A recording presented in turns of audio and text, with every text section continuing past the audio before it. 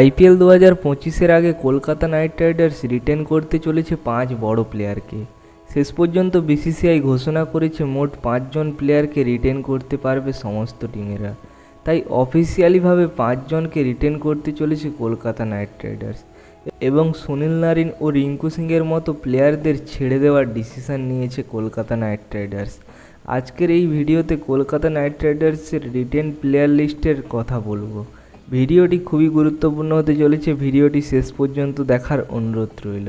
BCCI 2025-এর mega অকশানের আগে এই সিদ্ধান্তে উপনীত হয়েছে। আগে মেগা অকশানে মোট 4 জন প্লেয়ারকে রিটেন করার নিয়ম ছিল, কিন্তু এরপর থেকে মোট 5 জন প্লেয়ারকে রিটেন করতে পারবে সমস্ত দল।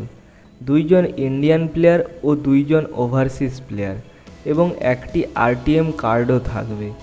2022 সালে যখন শেষবার মেগা অকশান হয়েছিল তখন কোনো রকমের আরটিএম কার্ড ছিল না, কিন্তু এইবার প্রত্যেক টিমের কাছে একটি করে আরটিএম কার্ড থাকবে।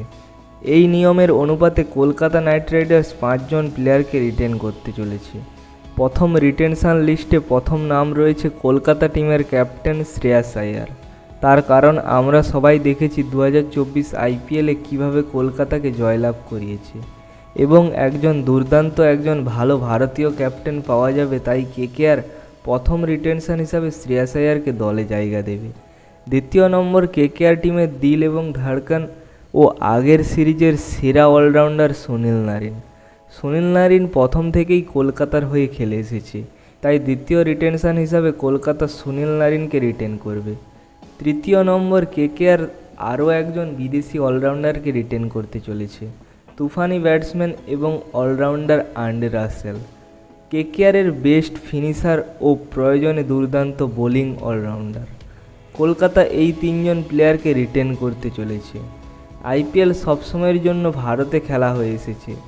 ভারতে ভারতীয় স্পিনারদের দুর্দান্ত হেল্প রয়েছে, তাই কলকাতা নাইট রাইডার্স বরুণ চক্রবর্তীকে 4 নম্বর রিটেনশন লিস্টে রাখতে চলেছে এবং কলকাতার মূল অস্ত্র যেখানে রিঙ্কু সিং ছিল সেখানে তার জায়গা এখনও পর্যন্ত রিটেনশন লিস্টে দেখতে পাওয়া যায়নি, কিন্তু রিঙ্কু সিংকে যে কোনো মূল্যে কলকাতা আরটিএম কার্ডের মাধ্যমে হলেও দলে জায়গা দেওয়ার চেষ্টা করবে। আপনার মতে কলকাতার আর কোন কোন প্লেয়ারকে রিটেন করা উচিত নিচে কমেন্ট করুন। ভিডিওটি ভালো লাগলে একটি লাইক করুন এবং চ্যানেলে নতুন হয়ে থাকলে চ্যানেলটিকে সাবস্ক্রাইব করে রাখুন। ধন্যবাদ সবাইকে।